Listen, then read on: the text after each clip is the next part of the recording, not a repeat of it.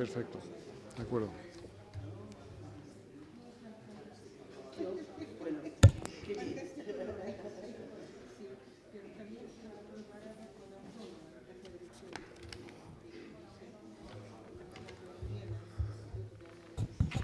Muy buenos días y bienvenidos a la Casa América, al 31º Foro Euro-Latinoamericano de Comunicación, que este año se realiza en torno al tema El delirio ibero-americano, cada quien con su leyenda. Quiero agradecer, en primer lugar, y como siempre, a la Asociación de Periodistas Europeos, a su secretario general, mi amigo Miguel Ángel Aguilar, y a todo su equipo por contar con esta casa una vez más para esta actividad. Y, por supuesto, a todos los ponentes, escritores, periodistas, historiadores de auténtico lujo, de primer nivel, que participáis esta mañana en este foro. Y ya está aquí preparada la primera mesa, a la que también le doy una gran bienvenida. Celebro también que esta sea la sexta vez que este foro tiene lugar en Casa América. En estos años se ha consolidado este foro como un espacio para el análisis y el debate del papel de los medios de comunicación, que nos ha permitido analizar las transformaciones políticas que están teniendo lugar en el continente y ver cómo interacciona esta realidad con la nuestra en Europa. En este sentido, y a lo largo de los últimos años, hemos procurado mantener una programación en esta casa atenta a esta realidad, como por ejemplo con el ciclo América Vota, con un debate sobre los procesos electorales, todos los procesos electorales relevantes en el continente americano, por supuesto nuestro programa de las tribunas Casa de América F, para dar un espacio a las altas autoridades y a personalidades relevantes para que puedan debatir y presentar sus opiniones sobre la actualidad política, económica, social o cultural de sus países. Y asimismo, pues en esta casa acogemos la entrega de los premios internacionales Rey de España de Periodismo y otras actividades, como por ejemplo dentro de unos días el 7º encuentro de periodismo iberoamericano que dirige un diario de tirada nacional digital. Pero volviendo al foro que hoy acogemos, va a ser una gran oportunidad para examinar temas de plena actualidad. Las nuevas migraciones, las fracturas internas que generan, el papel de Europa en un escenario marcado por actores más potentes e influyentes como Estados Unidos, Rusia o China, el nuevo orden mundial o el desorden mundial, los populismos, mesianismos, las radicalidades que están redefiniendo la política latinoamericana, cómo están afectando a su democracia y los mitos, tensiones y relatos que siguen modelando la identidad del continente. Son temas complejos, para analizarlos se requiere profundidad, matices, una mirada plural, justo lo que este foro ofrece de la mano de los ponentes que, vuelvo a decir, tan destacados, que hoy nos van a, supongo, ofrecer una jornada extraordinaria. Muchas gracias de nuevo y bienvenidos a Casa América.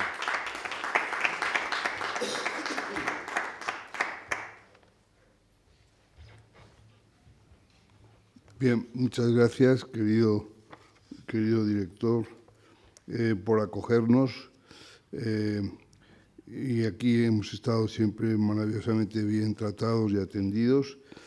Y venimos en estos años 6 ya, venimos encontrando aquí lo que nos falta para viajar, porque nuestra voluntad era viajera y así fue hasta hace esos 6 últimos años, pero celebrar este encuentro en la ciudad en donde se celebraba la cumbre iberoamericana, lo que sucede es que hay un momento en que, como decía mi madre, no se puede estirar el brazo más que la manga, y llega un momento en que nuestra economía no nos permite o no nos ha permitido estos últimos años. Pero aquí hemos tenido el lugar maravilloso en el centro de la ciudad y con las capacidades que tiene esta Casa de América y la acogida, digo, tan afectuosa que nos ha brindado siempre. Ya lo ha explicado, ha hecho un pasaje rápido el director de esta casa. Vamos a intentar a lo largo de esta mañana pues hacer una serie de incursiones en asuntos que consideramos de máximo interés político y periodístico. Ese era desde el inicio en Bariloche el objetivo de estas convocatorias. Era precisamente el de brindar un lugar, una plataforma, un sitio donde debatir con primeras figuras de América Latina y de España y Portugal, pues debatir, digo, el momento en que se encuentra el continente. Un momento que está caracterizado por los cambios que se están produciendo y que a España le afectan también desde las dos vertientes. Nos afectan como miembros de la comunidad latinoamericana y nos afectan como miembros de la Unión Europea.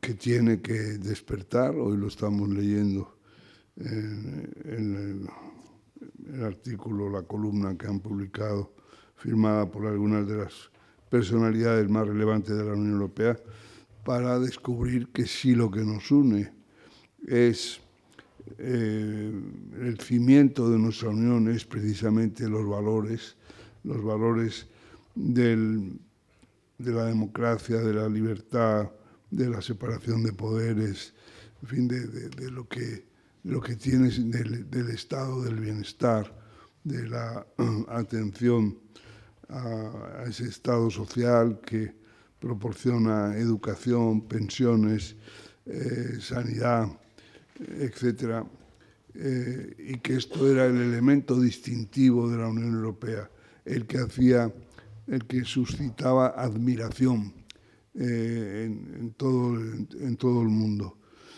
El modelo europeo tenía estas características y ahora resulta que el que pensábamos, el que había sido, el que estaba siendo, digamos, el aliado natural, que eran los Estados Unidos, pues se ha dado la vuelta. Y donde está un aliado que lo que quiere es terminar con la separación de poderes, terminar con el respeto a los derechos humanos, enjaular a los inmigrantes, etcétera. Pues por ahí no parece que haya mucha salida. Pero ¿en qué lugar del mundo se ha aclimatado mejor esos valores de la civilización europea? Pues en América Latina, mis queridos amigos, es ahí donde esos valores han cristalizado y es ahí donde hay que intentar que continúen vigentes, porque lo hemos dicho muchas veces, las libertades, la democracia, todas estas cuestiones no se alcanzan de una vez para siempre. Están sometidas a un proceso permanente de erosión y por consiguiente tenemos que luchar por que se mantenga plenamente vigente, que se mantengan plenamente vigentes. Bueno, no doy más la vara y le paso la responsabilidad a nuestra Corina. Pero no me viene mal, ¿eh? Que me queda muy bien hoy. ¿En qué estaría pensando? Bueno, entonces, que es la que va a servir de hilo conductor a las 4 mesas redondas que vamos, coloquios y debates en los que se van a ir relevando diferentes figuras del periodismo y de la política latinoamericana. Así que, Karina, adelante. Gracias, Miguel Ángel. Muchas gracias. Bueno, buenos días a todos, bienvenidos nuevamente. Gracias por acompañarnos esta mañana aquí. La Asociación de Periodistas Europeos, de la cual formo parte, me ha invitado Juan Oñate y su equipo a trabajar y pensar en esta reunión que yo empecé en el 2018 en Antigua, con Miguel Ángel y Juan Oñate, y aquí sigo. Y bueno, hoy, en esta ocasión, nos propusimos pensar, ¿no? Robándole a Granés el espíritu, a Carlos Granés, de su delirio americano, era el delirio iberoamericano. En 6 años han cambiado muchas cosas. Y en esta primera mesa queríamos convocar esta idea de cómo ha cambiado y cómo se ha fracturado la migración. El enunciado es una migración A, una migración B, cómo se significan tensiones y diferencias en cómo, digamos, los flujos de migración, y que se nota mucho en España, concretamente en Madrid. Para eso nos acompañan 2 personas hoy brillantes, David Jiménez Torres. Bueno, por supuesto, uno siempre hemos procurado que esté el balance entre lo español y lo americano para que tenga sentido esta conversación y se alimente con toda su fuerza. David Jiménez Torres, que es doctor, quiero decirlo correctamente, en estudios hispánicos por la Universidad de Cambridge, actualmente es profesor en la Universidad Complutense, escritor, ensayista, colaborador en prensa, columnista del diario El Mundo. También participa en una tertulia deliciosa, tanto con Carlos Alsina como con Rafa Latorre en Onda Cero. Su libro más reciente lo publicó en el 2023, que además es una mirada interesante sobre la historia o la mirada del intelectual en España. Está publicado por Taurus, que es La palabra ambigua, los intelectuales en España. Y también nos acompaña Javier Sancho, que es una persona periodista, filólogo, conoce muy bien, o creo que conoce con un pulso muy certero y muy cercano a la relación atlántica entre América y España. Trabaja en proyectos de comunicación y de cooperación en temas de salud. A mí me gusta decir, yo no sé si a él le guste, pero a mí me encanta decir que él fue quien llevó a Vargas Llosa al Congo. Tú fuiste el lazarillo de don Mario en el Congo, con el héroe discreto. Actualmente trabaja en el Instituto Global de Salud de Barcelona, pero además también es escritor y periodista. Entonces, con estas 2 miradas yo quisiera proponer sobre la mesa, y es la primera pregunta: ¿han cambiado las cosas como para que percibamos la inmigración de una manera distinta? En España, concretamente en Madrid, hay un flujo cada vez más visible de gente que proviene de México, Colombia, Venezuela, es una migración muy evidente, pero también ha habido una idea de que hay un migrante que está desplazado por circunstancias políticas, económicas, que lo obligan a resituarse, pero que también hay un migrante que encarece el mercado inmobiliario, que es más incómodo desde el punto de vista de ya no solamente es el trabajo, la idea del migrante como alguien no solamente que aporta o compite por trabajo, sino que modifica las circunstancias, el hábitat, ¿no? Ustedes lo ven así. David, ¿tú cómo lo ves? ¿Tú crees que es una mirada de la crispación contemporánea? Sí. Bueno, antes que nada, muchas gracias, Karina, y muchas gracias a vosotros por estar aquí y a los organizadores por la amabilidad de invitarme. Mira, yo sí que creo que ha habido un cambio, además bastante reciente en este asunto, y creo que es útil, sin querer dar demasiado la vara con esto, remontarnos a de dónde surge el discurso de la hispanidad, ¿no? Que creo que es importante en esto, voy a intentar explicarlo. Como saben muchos de ustedes, Ramiro de Maeztu escribe este libro de Defensa de la Hispanidad, 1934, en el que establece esta idea de que parte de la esencia histórica de España está ligada no tanto o no solo a lo que ocurre en la península, sino al proyecto de la monarquía hispánica, ¿no? Y es esta idea que se vuelve muy influyente, también el franquismo la desarrolla mucho, de que la esencia española está ligada a la experiencia de América y también a la experiencia del mestizaje. Esta idea de qué diferencia el imperio español del imperio británico, la experiencia del mestizaje en comparación con lo que habrían hecho los británicos con los coloniales. No necesitamos entrar en la realidad histórica o no de esto que está planteando Maeztu, sino del discurso que tiene, como digo, mucho arraigo. Yo creo que ese discurso, que no se crea en un contexto en el que España esté recibiendo inmigrantes de Hispanoamérica, o sea, siempre pasa, pues, intelectuales por Madrid, yo que sé, Rubén Darío se mueve por España con Pedro por su casa, pero no es una inmigración como la que vendrá a principios del siglo XXI. Pero ese discurso que se crea en unas circunstancias muy distintas, primer tercio del siglo XX, ya está ahí, listo para ser usado, cuando sí que empieza a llegar una inmigración de América Latina muy numerosa a principios de los 2000. Y yo creo que esa pervivencia de esa idea de que una de las cosas que significaba pertenecer a España, o lo que significaba históricamente ser España, estaba ligado a una cercanía especial con las repúblicas hispanoamericanas. Claro.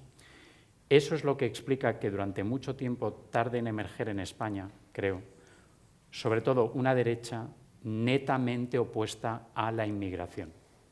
Porque precisamente porque en el ADN de la derecha española estaba muy metido La idea de la hispanidad, claro. era muy difícil que surgiera alguien diciendo no a la inmigración.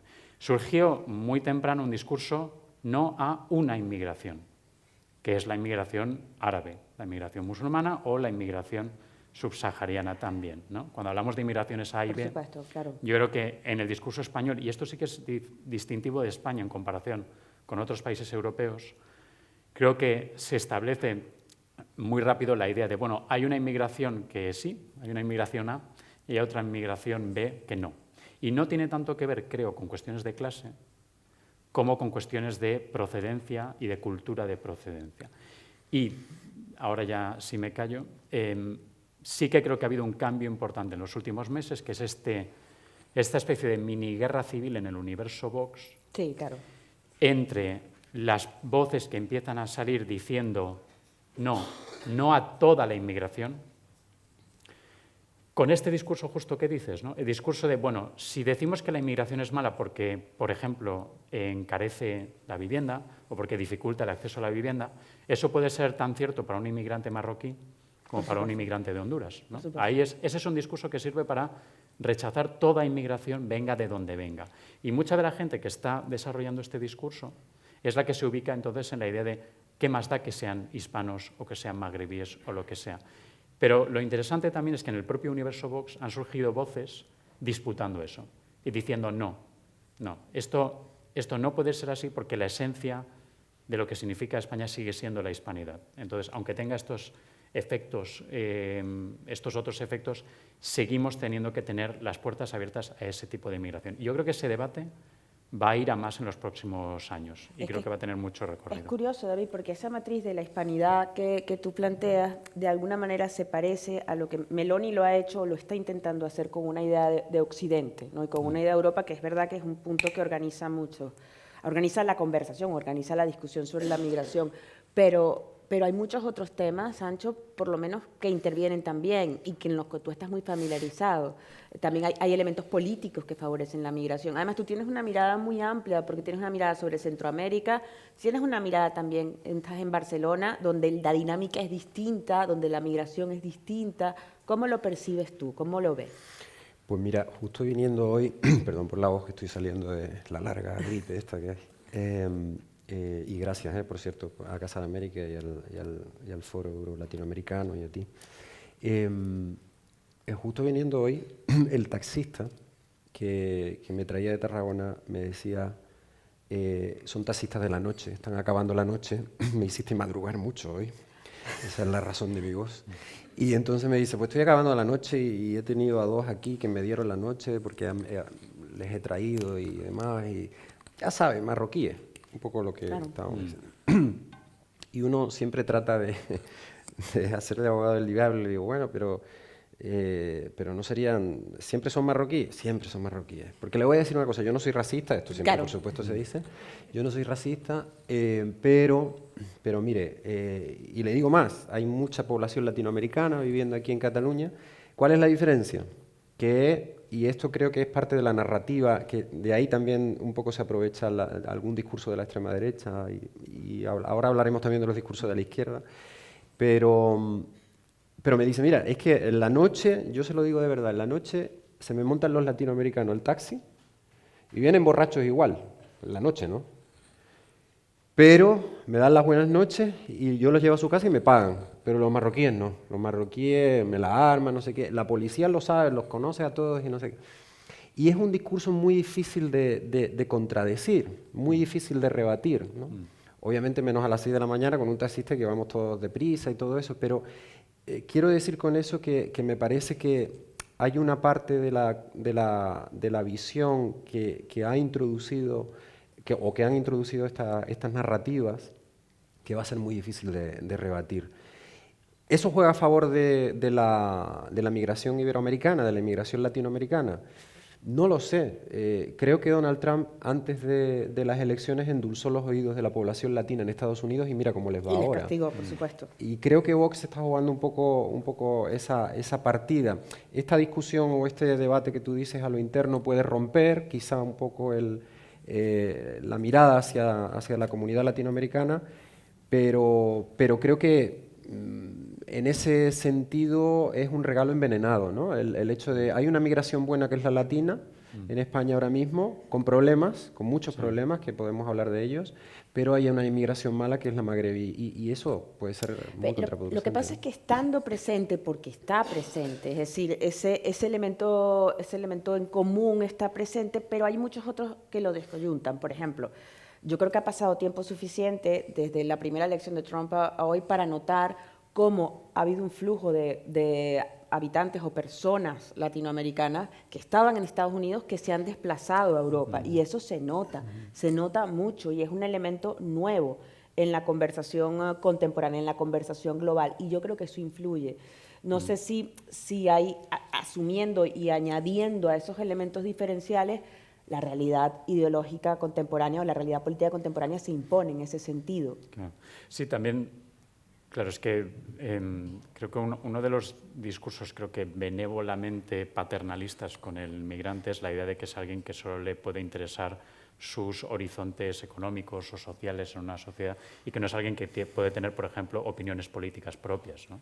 Y incluso, has mencionado antes, las experiencias por las que muchos salen de sus países, ahí también está entreverada la economía, las cuestiones sociales y las cuestiones más puramente, netamente políticas, ¿no? Y claro, yo creo que esto también puede determinar evoluciones o afinidades diferentes, ¿no? O sea, ¿cómo reaccionas ante un líder de derecha radical, aunque sí que deberíamos en algún momento hablar también de los discursos de izquierdas, ¿no? Pero sí, ¿cómo reacciona un migrante ante un discurso de derecha radical? Bueno, puede ir por la parte de, bueno, a lo mejor no me gusta la actitud más restrictiva ante la inmigración, pero a lo mejor sí me gusta una actitud que tienen ante el líder de mi país, el líder del país del que me fui, ¿no? Y claro, es que de nuevo, en todos nosotros confluyen distintas identidades, distintas prioridades, distintas agencias, y todo esto también puede determinar. Se dice mucho en Estados Unidos esto de, bueno, es que el mundo hispano no es monolítico, ¿no? Claro. Y hasta tal punto se dice que se ha convertido ya en una de estas fórmulas vacías. Y creo que a veces no somos consecuentes con la realidad que esto supone, ¿no? De qué supone luego la evolución política o la evolución social de los migrantes cuando llegan a determinadas sociedades, ¿no? Que ahí sí lo que tú dices es correcto, es decir, la migración supone un laboratorio ciudadano en el cual no solamente migra una persona que busca prosperidad, tú también buscas encajar, ¿no? En un espacio político, ciudadano, ideológico, y es particularmente curioso porque por lo menos en la izquierda española, o la izquierda quizás probablemente un poco más radical española, me refiero a Podemos, enunciando Podemos, Sumar, su relación, en su apelación a la migración es siempre ambigua, porque se mueve entre el paternalismo, ¿no? Esta idea del migrante que hay que acoger, y una idea nueva de aquellas comunidades, por ejemplo, venezolanas o determinadas comunidades mexicanas, que estando en desacuerdo con procesos en su país políticos, vienen para acá y son estigmatizadas como si fuera una especie de burguesía, ¿no? O como, además yo lo puedo decir sin que no se me caen los anillos, como el cuento de los boliburgueses, ¿no? Aludiendo a los venezolanos pudientes que están aquí, es decir, lo cual distorsiona por completo la conversación migrante y la bunkeriza, ¿no? Yo no sé, Sancho, si eso tú lo percibes como un fenómeno reciente, si lo percibes en Cataluña, si en tu contacto con Centroamérica es percibido así también del otro lado, si es una psicosis que puede ser una psicosis madrileña también, que eso sería completamente factible. Desde fuera de Madrid se dice que el barrio Salamanca lo ha comprado todo Venezuela, ¿no? Sí. No sé si eso es cierto, igual sí. Y la mitad de Madrid la están pedaleando repartidores, un montón de ingenieros, de doctores que están repartiendo cosas, lo cual el trabajo no ofende a nadie, pero es una realidad. No sé qué tan de cierto tengan algunos de esos mitos o bulos, ¿no? Que por cierto, hablando de los mitos de la inmigración, hay un libro relativamente reciente de Han de Hayes, que es un sociólogo que ha estudiado bastante la migración, que precisamente habla de los mitos creados desde la derecha y desde la izquierda hacia la inmigración, ¿no? Pero yo creo que el fenómeno de la distinción, que era un poco el tema del diálogo, sí es reciente. Yo me fui de muy joven de España a Centroamérica. O sea, yo me fui, estaba Felipe González, y era una España, perdón por el cuento del abuelo, pero era una España que miraba a Latinoamérica como un hermano más. España casi se consideraba, creo que estaba todavía la OTI, ¿se acuerdan de la OTI? Sí, claro. Pues creo que estaba la OTI y a veces hasta ganaba España. Y después, cuando vuelvo, yo me encuentro en una España totalmente diferente, o sea que ya ha olvidado totalmente América Latina y demás. Entonces, todo el proceso de la historia y de la desigualdad, de la división social de América Latina, de la división social de la migración latinoamericana, yo creo que desde la sociedad española no se ha mirado bien porque se ha dejado de mirar a América Latina. O sea, cuando yo estudiaba, Rubén Darío era un autor español. O sea, Claro. pero no porque Por supuesto. pusiera, pero lo considerábamos como un autor español. Y que era algo hasta cierto punto positivo en términos de, no de apropiación, pero sí de unificación cultural. Ahora me parece que eso ha cambiado muchísimo, ¿no? Y creo que en los discursos de esta división entre el migrante, sobre todo venezolano, mexicano, ¿no? Diría yo con migrante pudiente, Sí, claro. es un discurso buscado políticamente que puede favorecer bastante. Pero bueno, en términos de sufrimiento de ese discurso en la calle, obviamente quien lo sufre son la gente que ha venido, pues, gente trabajadora que ha venido a buscarse la vida económicamente como puede. O sea, no creo que episodios de cierto racismo o xenofobia que se puedan dar en España hacia el sudaca, que todavía desgraciadamente se utiliza esa expresión. En Portugal también se tiene con los brazuca, ¿no? Con los brasileiros. No creo que ese discurso lo reciban la migración más pudiente económicamente, ¿no? Yo creo que quien lo sufre pues son la gente más trabajadora, ¿no? Pero fíjate, o sea, estando de acuerdo con lo que señalas, yo recuerdo mucho un episodio que me pasó en la universidad, ¿no? De eso que llegas, antes de que empiece la clase, estás montando, encendiendo el ordenador, montando el proyector y escuchas cómo hablan los estudiantes, ¿no? Y recuerdo que en clase había una chica nacida en Colombia que había venido a España a lo mejor como con 5 años, ¿no? Y recuerdo que sus compañeros se estaban burlando porque creo que era porque había dicho computadora en vez de ordenador, ¿no? Y era una burla que ellos entendían como blanda, como pues igual que se meten con otros compañeros por otra cosa, pero como que fue un poco a más, ¿no? Burlándose de las cosas que ella decía, digamos, del español, que a ellos les sonaban raras, ¿no? Y bueno, eso luego nos llevó a... Porque yo veía que además la chica lo estaba pasando mal y les dije, bueno, oye, que ella utilice unas palabras en vez de otras no significa que ella hable mal y nosotros bien, ¿no? Y la respuesta de muchos de ellos, sobre todo uno en concreto, que era bastante imbécil, decía, bueno, es que nosotros inventamos el idioma. Y claro, hay que decir, bueno, tú no inventaste nada, para empezar. Y si acaso, si hablamos de comunidades hispanohablantes, pues es una comunidad mucho más numerosa al otro lado del Atlántico que aquí, con lo cual nosotros somos una isla dentro del archipiélago español. Pero era interesante porque ese tipo, supongo que lo llamaríamos microrracismos, sí que no distingue de clases, ¿no? Porque es la idea de el latinoamericano habla un español defectuoso, ¿no? Y eso se puede proyectar tanto sobre alguien que viene a hacer los trabajos, yo qué sé, de los cuidados, en las residencias o lo que sea, como para, no sé, un banquero. O a lo mejor no lo vive de la misma manera. Pero es curioso que esos microrracismos creo que sí que en algunos casos no distinguen de clase, ¿no? Y en eso sí que... incluso tenemos testimonios también de personas que se ganan la vida relativamente bien en España y sin embargo dicen que la experiencia de la discriminación, dentro de que se sienten generalmente aceptados en España, me parece, eso no significa que no vivan experiencias desagradables, ¿no? Ahora, lo curioso es que esta conversación que estamos teniendo ocurre a lo largo de un tiempo en el cual la identidad europea no está del todo cohesionada. Es decir, hemos pasado por un Brexit, donde la propia España ha atravesado un proceso de discusión de identidades, que eso también permea la conversación, porque no es lo mismo una experiencia de diferenciación, de diferenciarse en tu misma lengua.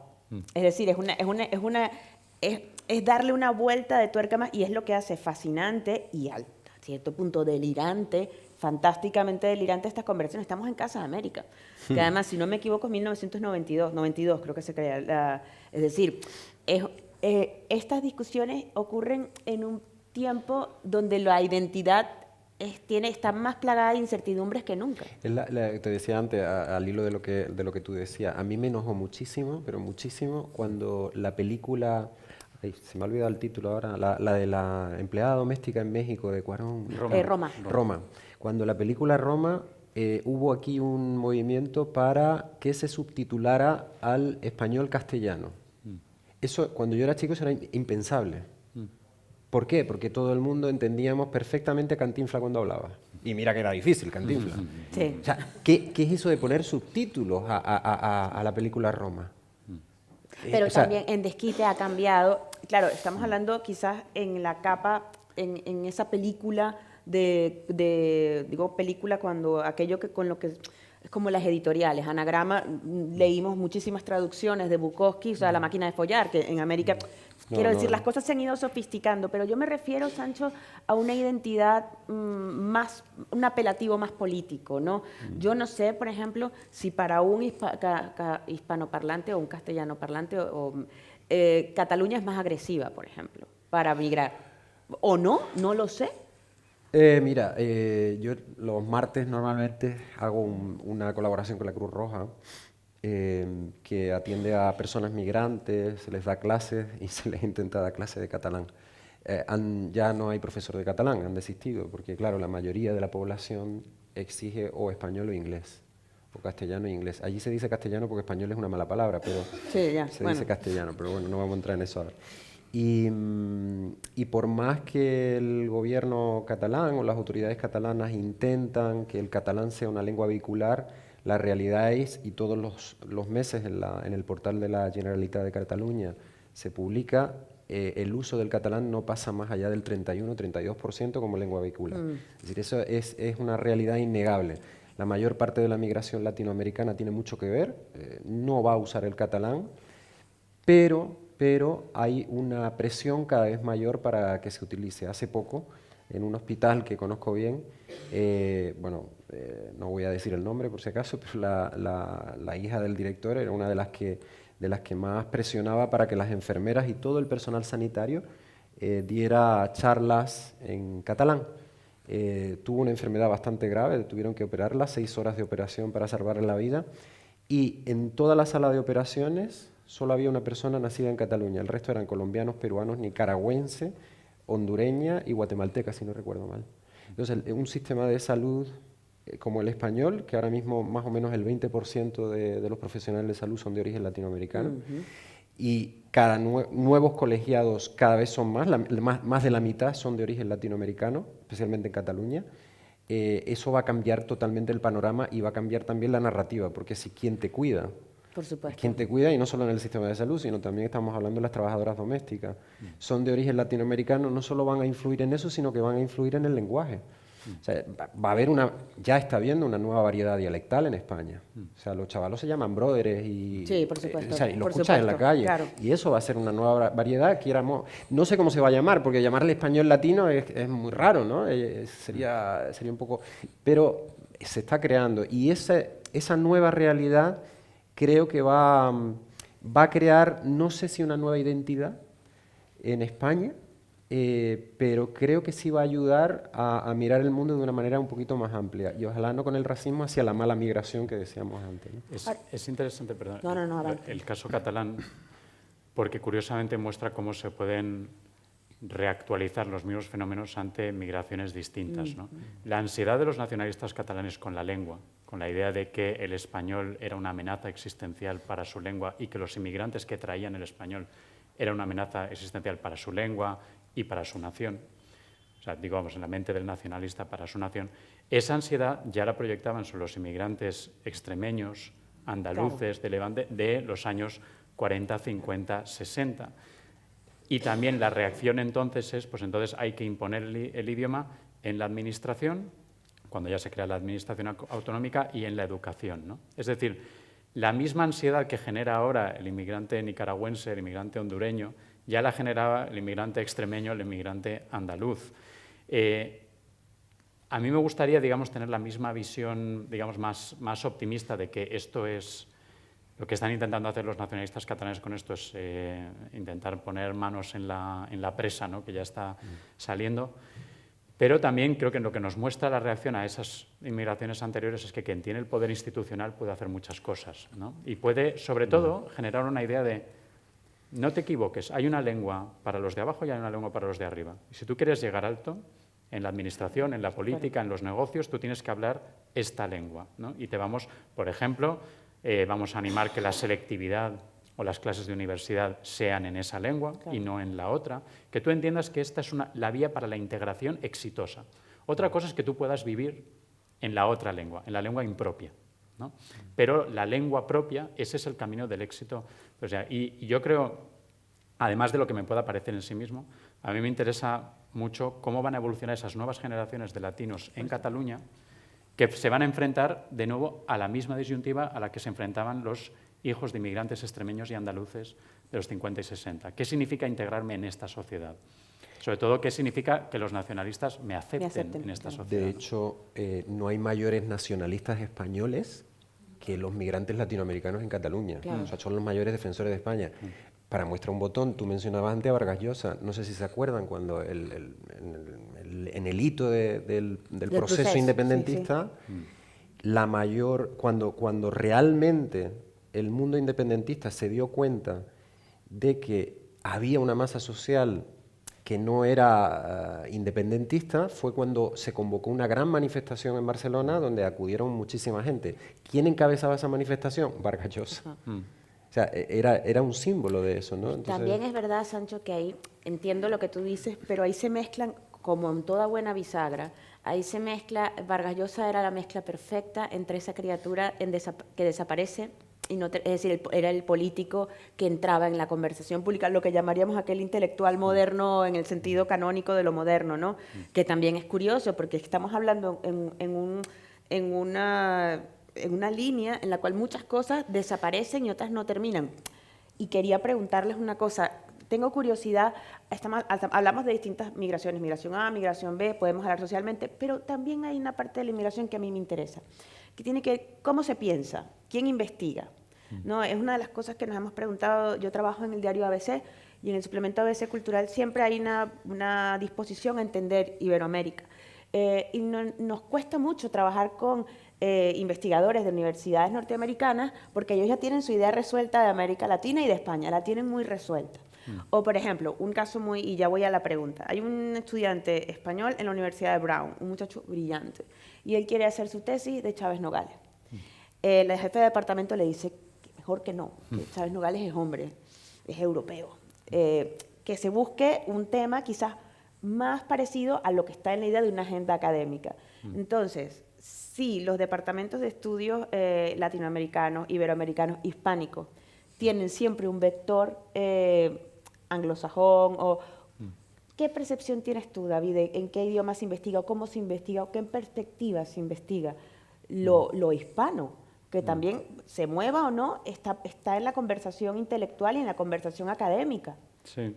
No, es muy buena pregunta y la verdad es que no he reflexionado mucho sobre esta cuestión. O sea, es evidente que la academia angloamericana ejerce una hegemonía, sobre todo no tanto en historia, sí en estudios culturales, ¿no?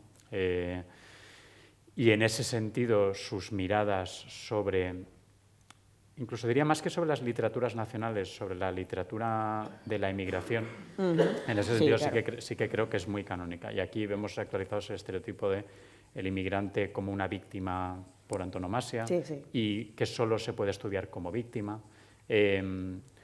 Y hasta tal punto es así que recuerdo leer una entrevista con Rodrigo Blanco, que decía algo que es evidente, pero que recuerdo que me chocó mucho. Decía, el inmigrante muchas veces es una víctima, el caso de los venezolanos, en su caso decía desde luego, pero la inmigración no te hace mejor persona. O sea, tú eres la persona que eres, ¿no? Claro, ya por y esto que es tan evidente, hay unos paradigmas interpretativos en el mundo académico que queda completamente fuera, que parece una marcianada decirlo, ¿no? Porque es curioso, una cosa, en el crisol de un Man Booker, en el crisol de la estructura cultural, somos iguales, escribimos en español. Es decir, Javier Cercas va a estar igual en la shortlist que Gabriela Wiener, o sea, del Mambo. Eso, perdón, Sancho, es que me parece importante. No, y bien, o sea, lo que decías antes de la palabra follar y eso, que Claro. se tiene que traducir a coger o a otra. Yo me enojaba por lo de la película, cabrón. Muy bien que se traduzca en libros, pero en una película, o sea, tienes que hacer el esfuerzo, porque allá no se traduce ninguna película de Almodóvar, y te aseguro que no se entiende en muchos sitios, ¿no? Entonces, bueno, hay que hacer el esfuerzo a veces porque en eso consiste la lengua.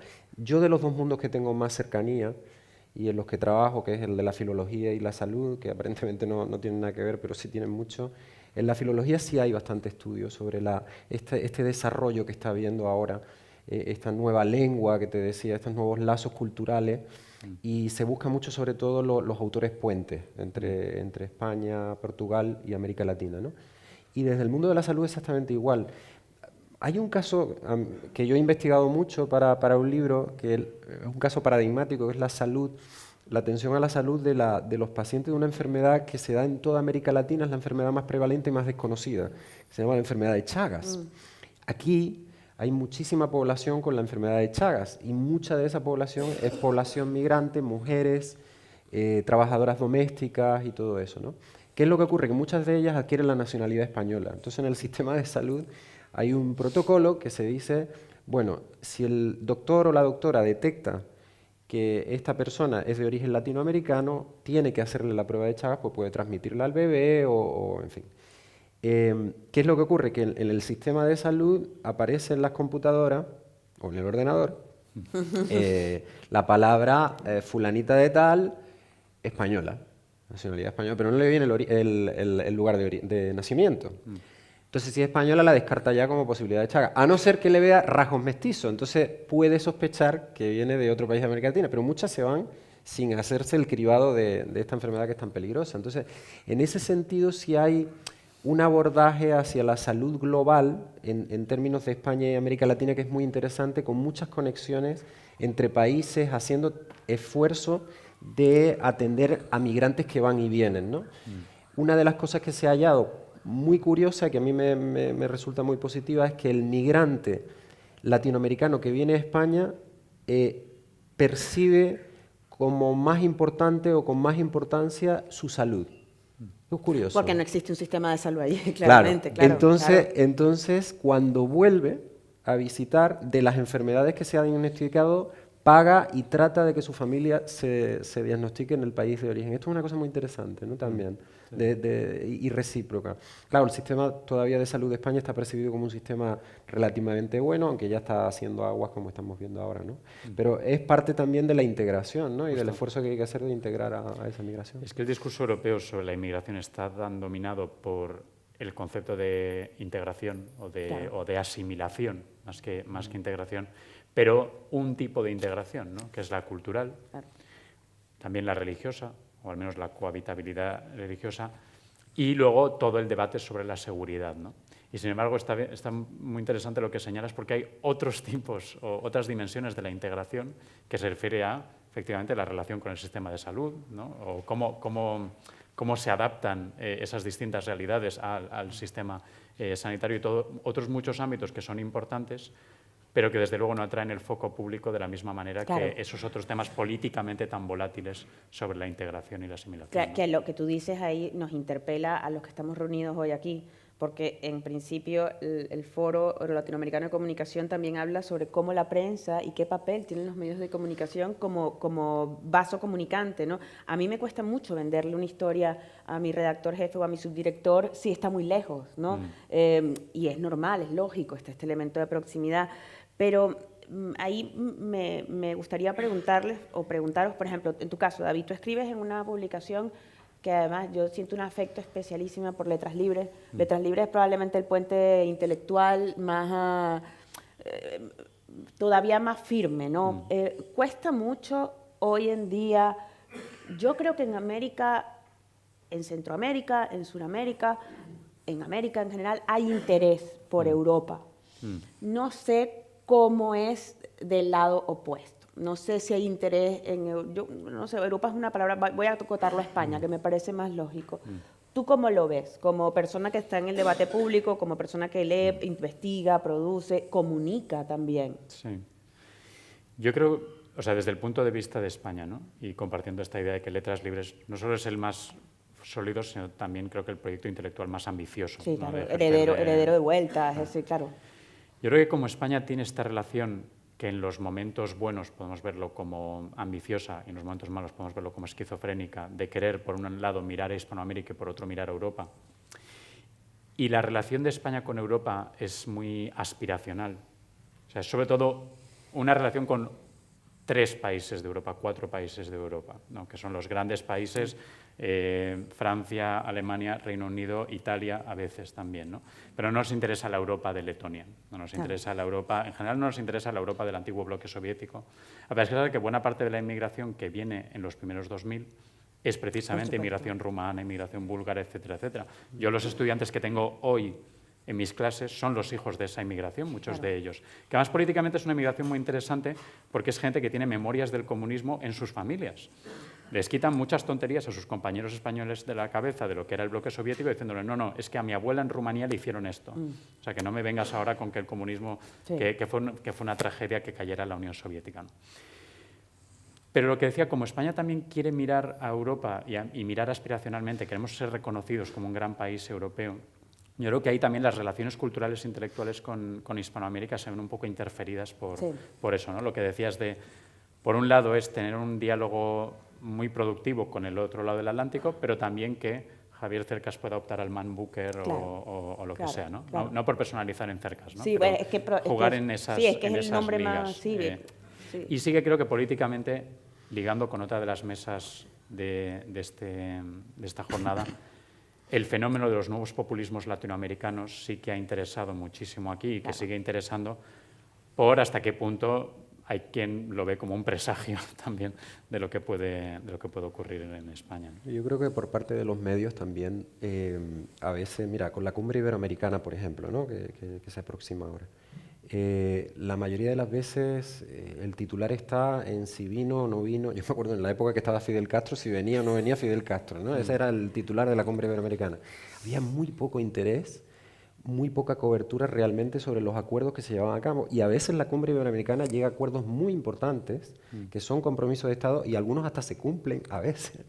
Y por ejemplo, yo con la gente que he podido entrevistar, sobre todo mujeres mayores, que más o menos están en torno a los 60 años, y es una investigación que he venido haciendo, trabajadoras domésticas la mayoría, de diferentes orígenes, boliviano, colombiano, centroamericano, etc., lo que te manifiestan es que cuando vinieron a España, y son personas muy integradas dentro de la sociedad española que difícilmente van a volver ya, y el único sueño que es un sueño común es una casita, poder comprar una casita, un terrenito en mi lugar de origen para ir en vacaciones o cuando me retire. O sea, esa es la narrativa común, ¿no?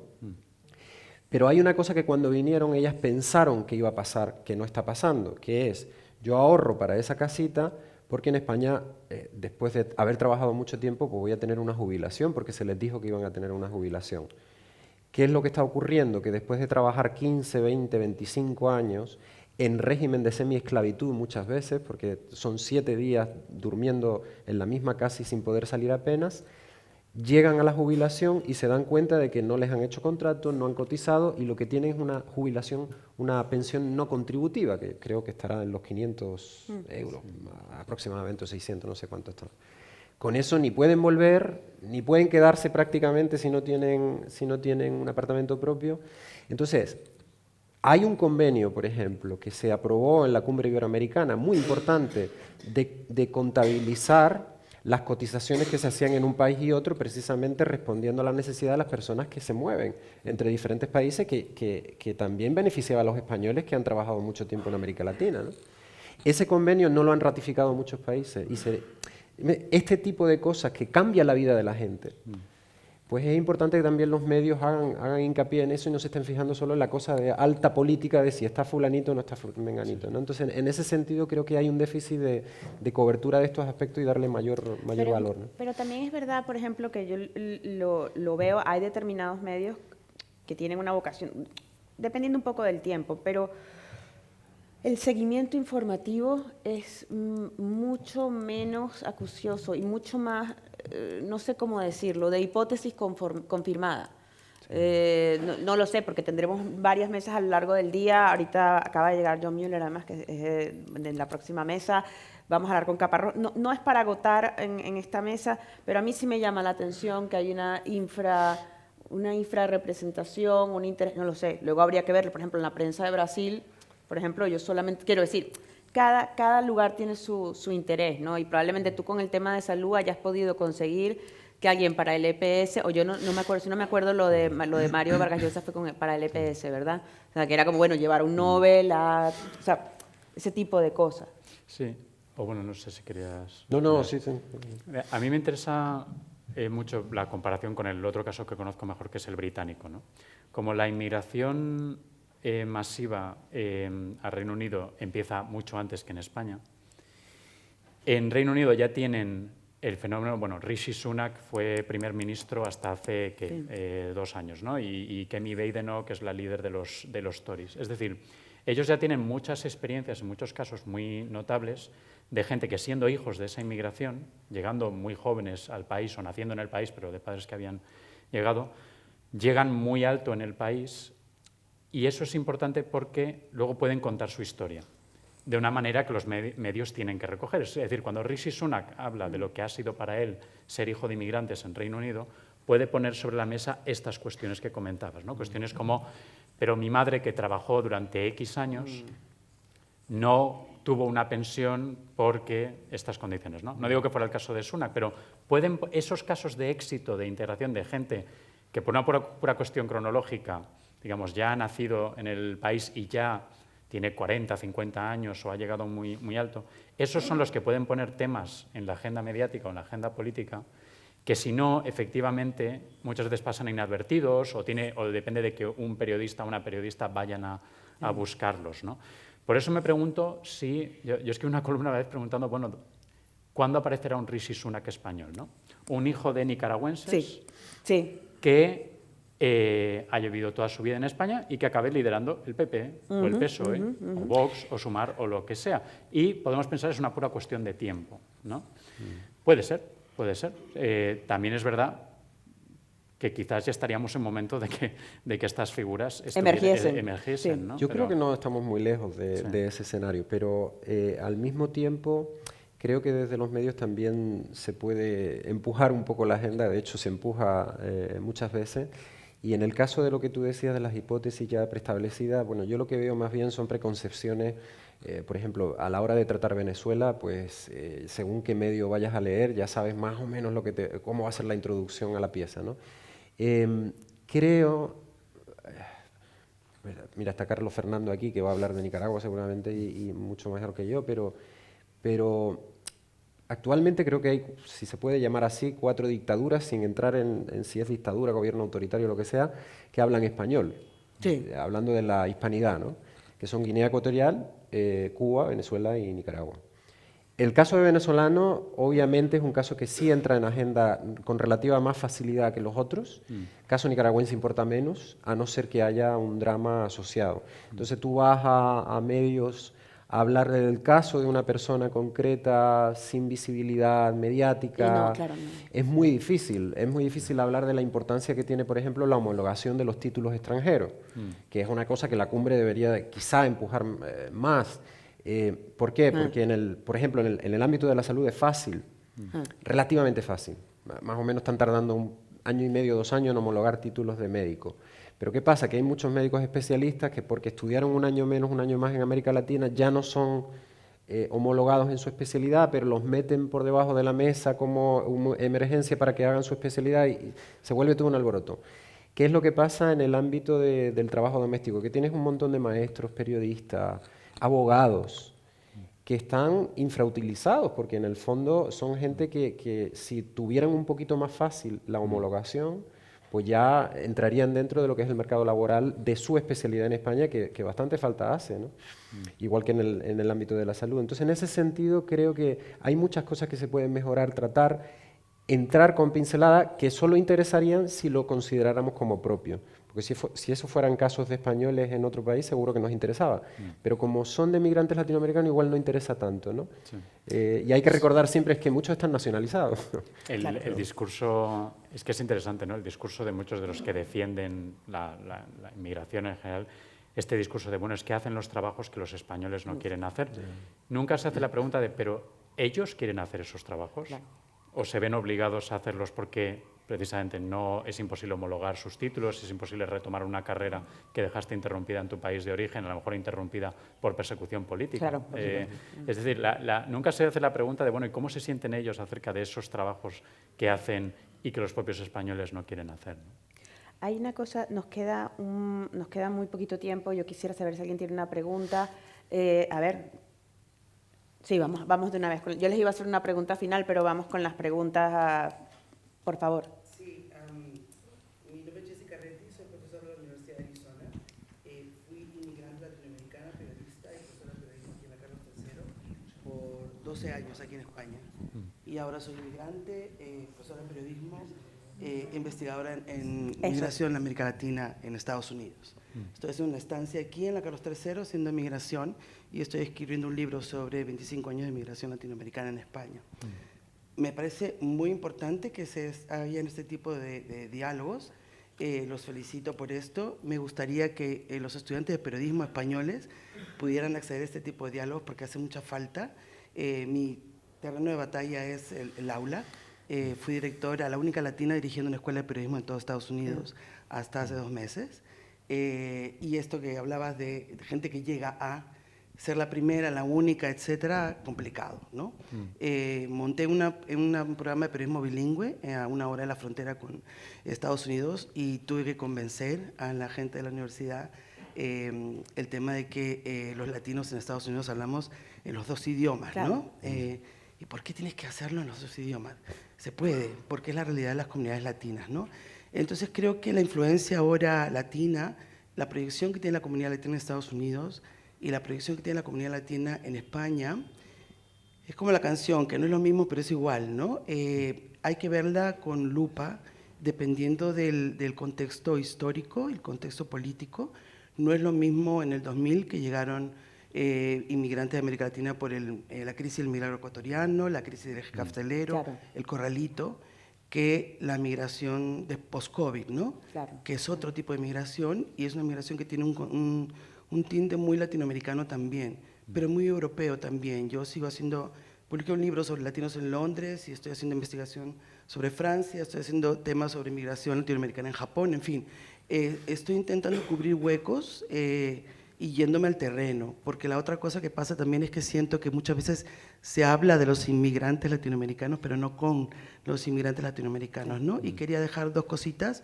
Hemos publicado un par de libros, Reporting on Latinx Communities, fue un libro de texto que hicimos con profesores latinos de periodismo en Estados Unidos, y otro que se llama Bilingual Communicative Spaces in the United States, que pusimos a sociolingüistas y media scholars a hablar sobre bilingüismo, porque la realidad latina en Estados Unidos es bilingüe, porque Estados Unidos es el segundo país hispanohablante, y esta conexión de la mirada latinoamericana transatlántica es muy interesante, ¿no? Y entonces yo ahora me estoy moviendo en la sinergia de las comunidades latinas aquí, los trabajadores de clase media y clase baja, pero también de la élite, Claro. y hay una cuestión bien interesante de lo que está pasando en Madrid, con sinergias que yo las vivo porque soy parte del sujeto y objeto de estudio, pero que probablemente muchos españoles no lo sepan. A mí me preocupa que España no se está enterando de la película, y no se está enterando de la película porque no se está enseñando en las universidades. ¿En qué sentido? Dice que... Claro, porque la parte contextual de las relaciones de España y Latinoamérica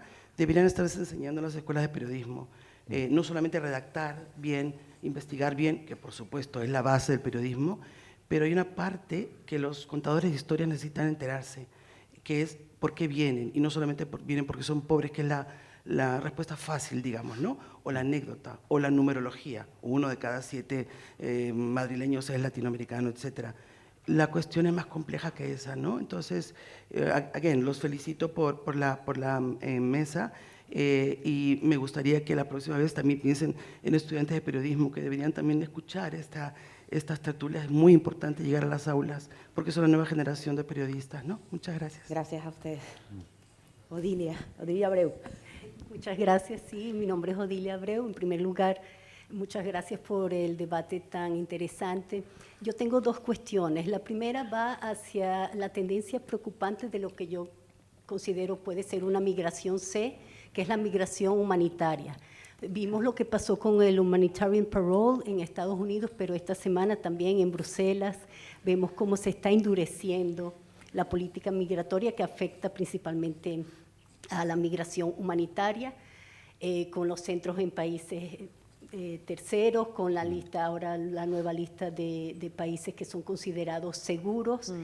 Y ahí me gustaría preguntarle, ¿ustedes qué consideran, ¿no? ¿Qué perspectivas hay también para esa migración humanitaria? Si consideran que se va a seguir endureciendo las leyes migratorias. Mi segunda pregunta es sobre la migración la migración B, que consideramos precaria, que es fundamentalmente lo que ha mencionado el sector de los cuidados. Recientemente en la cumbre OCELAC se aprobó el Pacto Birregional de los Cuidados, por lo que pone los cuidados en el centro de la agenda birregional, y me gustaría preguntarles si ustedes consideran que el Pacto Birregional va a ayudar a visibilizar esa migración que es invisible, que es las internas, las trabajadoras domésticas. Muchas gracias. ¿Quién quiere empezar? ¿Quién quiere contestar? Yo, si quieres, hago una y te la paso. Adelante. Bueno, primero sobre la C, es un tema muy importante que es verdad que no hemos tratado.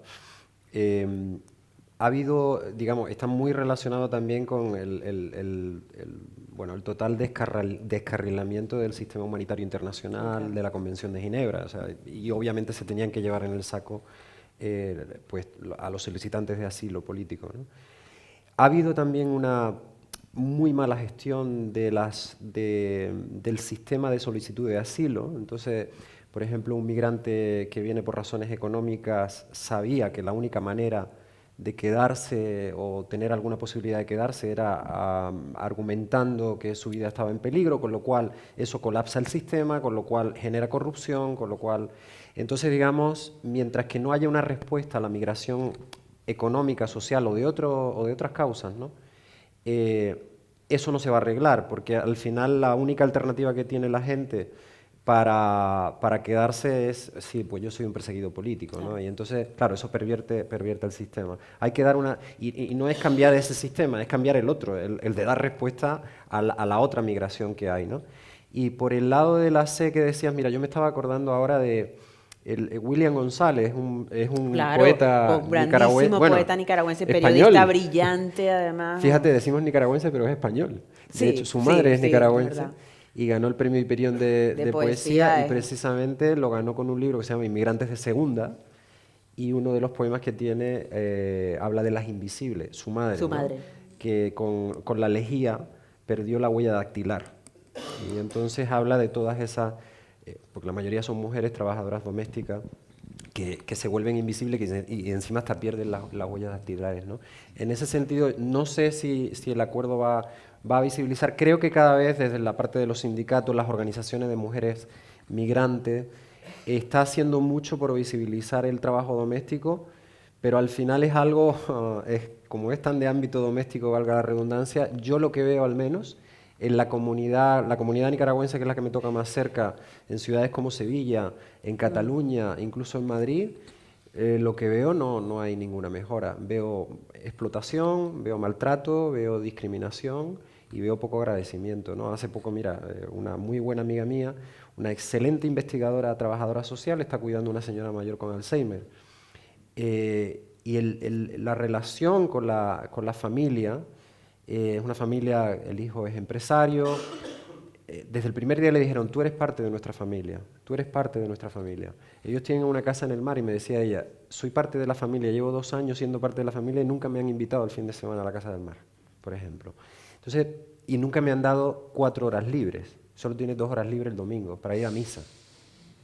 Entonces, yo no veo una mejora, veo una mejora en la narrativa y en que hay más denuncia, pero lo interno de las casas, los acuerdos que se hacen siguen siendo en negro la mayoría de las veces, ¿no? Sí, yo solo, o sea, por por añadir algo, a mí me parece que en general la política europea sobre inmigración lleva dando palos de ciego mucho tiempo, en el sentido de los gobiernos son cada vez más conscientes que esto es algo que importa a sus votantes y no saben qué hacer al respecto. Creo que durante algún tiempo, sobre todo con esto que decías de la migración C, había un cierto deseo de lo de no tirar el bebé con el agua de la bañera, ¿no? Intentar encontrar maneras de restringir la inmigración, reducir los flujos migratorios sin caer en casos de una falta de compasión básica realmente terribles. Y creo que cada vez más ese escrúpulo se va a ir perdiendo y ya se está perdiendo. Y me temo que la dirección hacia la que vamos es esa. Y de nuevo, es que ni siquiera creo que sea por una convicción, sino por una sensación de hay que hacer algo, nuestros votantes nos lo están pidiendo. O sea, de nuevo, en Reino Unido el nuevo partido de Farage está en el 30% de intención de voto. Esto en un momento en el que los Tories tienen un discurso muy crítico con la inmigración y los laboristas también tienen un discurso y unas políticas cada vez más restrictivas sobre la inmigración. Y pese a todo eso, el partido más anti-inmigración de todos es el que lidera las encuestas con diferencia, ¿no? Entonces, me temo que sí, que los problemas que puedes apreciar ahora, yo me temo que van a ir a más. Bueno, yo quiero agradecer enormemente, David Jiménez Torres, muchas gracias. Gracias a ti. Sancho, muchísimas gracias por venir, a vosotros por venir, por escuchar. Y bueno, los invito a la siguiente mesa, es a las 11:30, que además que vamos a hablar de la Unión Europea ante América Latina de Trump, Putin y Xi Jinping, con John Mueller. Pero muchísimas gracias y una vez más gracias a vosotros.